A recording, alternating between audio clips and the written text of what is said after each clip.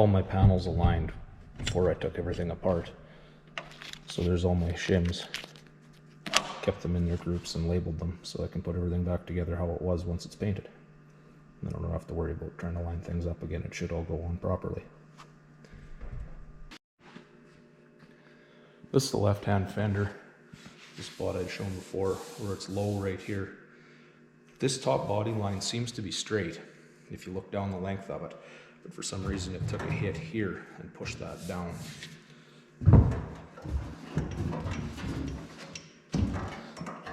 So when you flip it over, there's almost a hard crease in here instead of a gentle curve like the rest of it.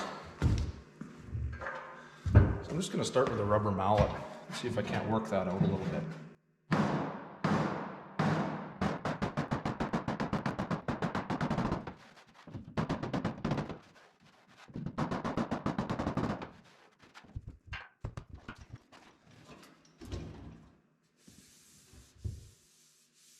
That's considerably better already. A little bit more right here I'm going to take out with that mallet.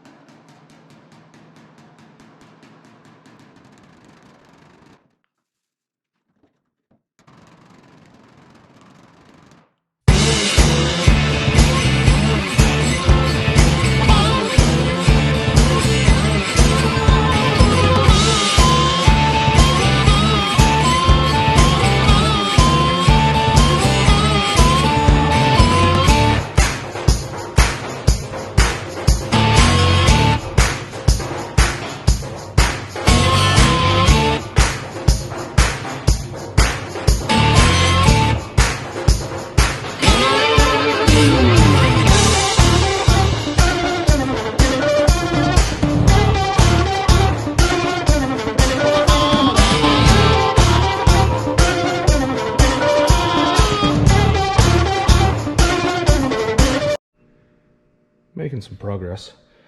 This is straightening out fairly well. This body line actually had a dip down about 1/4 inch in it from a dent. And I've got it back pretty much straight. Still a little more work to do there. Along the top edge here, you can see a couple of cracks actually opened up where it was dented before, and they had scuffed it with a really aggressive grit and cut through the steel and then just body filled over it. So I've got that body line mostly worked out. I'm going to weld it up from the back side first just to try and get some meat in there before I try welding on the top side right on the point.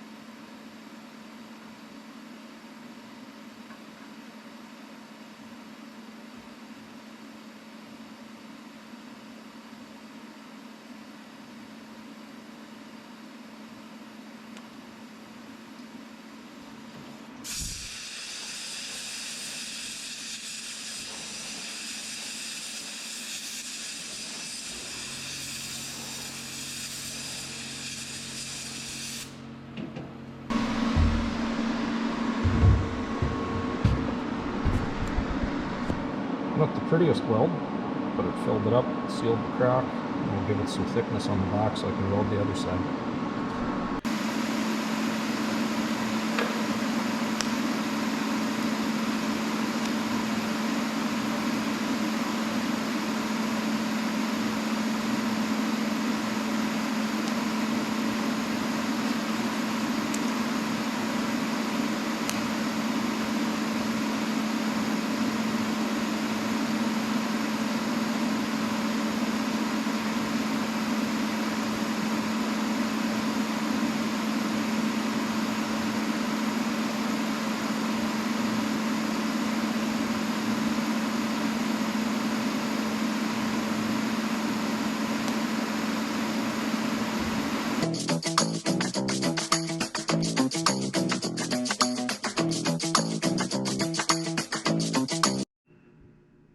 The cracks are all welded up now.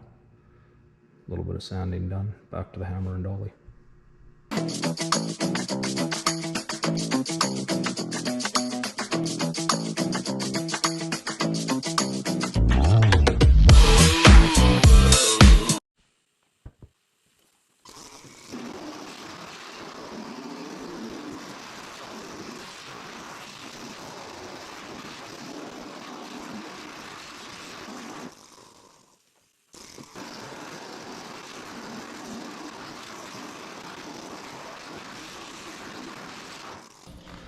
So you got a high spot here that doesn't want to come down with the hammer and dolly. It just wants the oil can. So I'm going to try heat shrinking. Right there.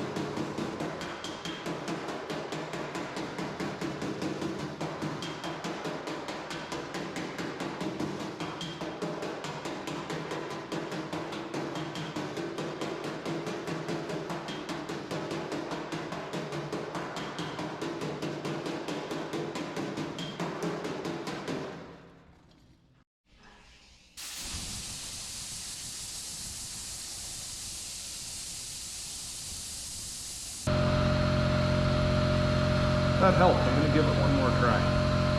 Came down about halfway from where it was.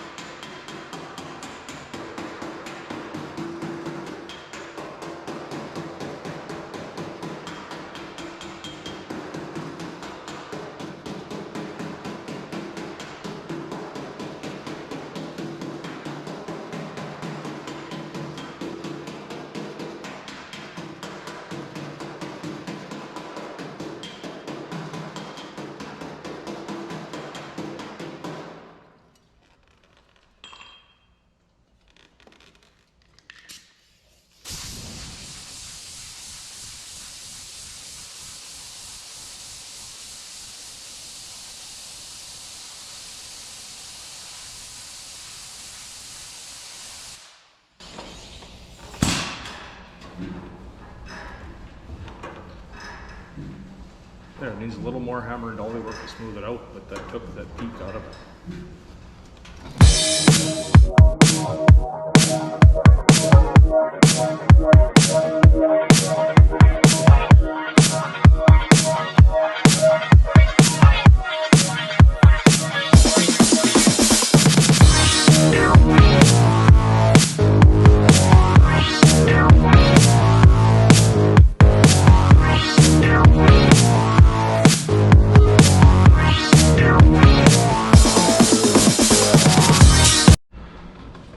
Went over that a bit with the planishing hammer.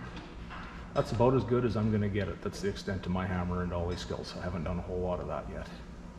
That's why I thought I'd take all that filler out of here too and just give some of these techniques a try. Always trying to learn something new. It's the first time I tried that heat shrinking, and that's pretty cool watching that work. When you first heat it up, you can see the metal rise a little bit, and you hit the high spot down and work all around the edges with your dolly on the back side of the hot spot, and it brings it up and shrinks the metal. Then when you cool it off, you can see everything pull back up pretty well to straight. If you want to see a really good video for that, check out Carl Fisher's YouTube channel called Make It Custom. He has a really good heat shrinking video on there. That's where I learned that technique from.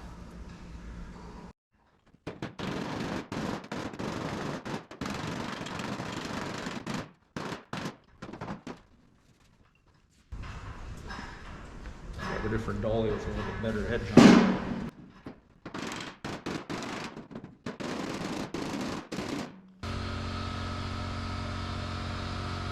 It's hard to see on camera, but that line's actually straight now.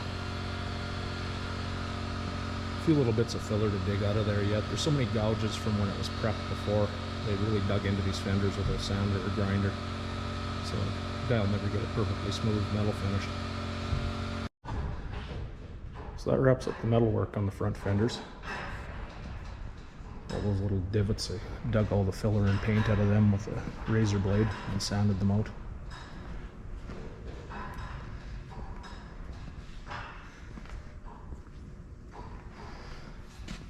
All these little spots in here, it'd be nice to hammer and dolly those out, but there's a fairly heavy bracing welded in behind there on the back side of the fender, and you can't get at them, so they're just going to have to be filled. That main dent that I was heat shrinking on, it was over a 1/4 inch deep before. Now there's going to be maybe an 1/8 inch of filler in it, and they have the thickest spots. The rest is about a 1/16. Just a quick wrap up for this video. I want to show how I made the new lower fenders. This was my test piece, just to try it out. I made templates out of cardboard, traced and cut out around the original fender. So those two edges, I put a block of steel in the vise, broke them with a hammer.